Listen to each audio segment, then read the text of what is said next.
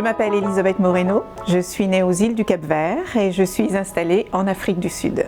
J'ai été nommée vice-présidente et directrice générale pour HP, Hewlett-Packard, pour tout le continent africain en janvier 2019 et je me suis installée en Afrique du Sud au mois de septembre de la même année parce que c'est beaucoup plus facile de piloter l'Afrique en étant installée en Afrique.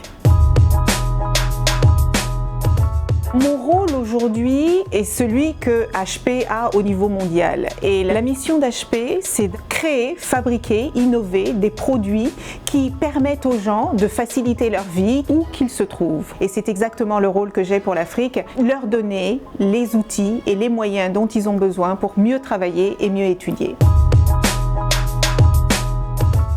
Avec le boom démographique, il faut permettre à tous les jeunes, tous les enfants, qu'ils soient dans les zones rurales ou dans les zones urbaines, leur donner la possibilité d'étudier.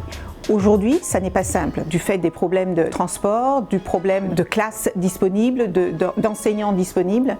Et savoir aujourd'hui que vous pouvez offrir à des élèves la possibilité d'étudier d'où qu'ils se trouvent et quoi qu'ils aient envie d'étudier, c'est ce qui m'anime au quotidien.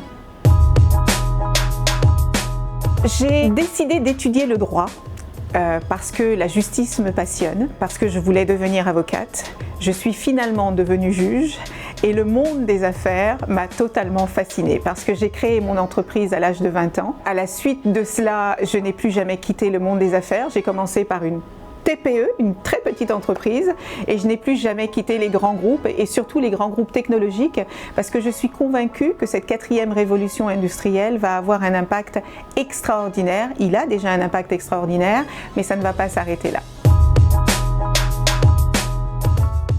Le fait d'être un enfant d'immigrés m'a amené à développer un grand sens de l'adaptation, de la résistance aux défis que la vie peut nous apporter. Je suis quelqu'un d'extrêmement déterminé et de très tenace et de très résiliente parce que je me dis que la vie nous apporte beaucoup de choses que nous ne gérons pas, mais la manière dont nous allons prendre en main ces choses que la vie nous envoie nous appartient. Donc je m'accroche à cette idée-là. J'ai la chance de travailler sur l'un des continents qui est le plus prometteur en termes de développement. C'est un continent qui est passé à côté de la première, de la deuxième et de la troisième révolution industrielle. Et ma mission, c'est de pouvoir contribuer au développement de ce continent au travers des technologies.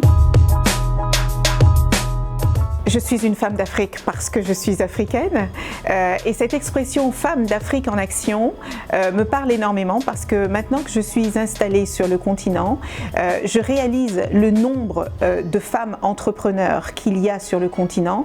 La femme africaine a toujours été en action, qu'elle en ait eu les moyens ou pas, et je suis convaincue qu'en lui donnant les moyens nécessaires, notamment par les technologies, elle pourra faire des miracles.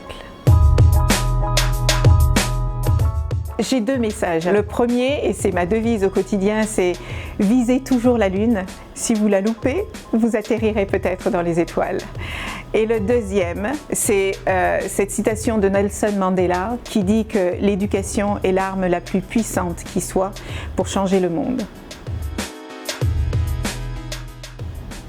Nickel, on a fini. Oh my goodness! C'est vrai?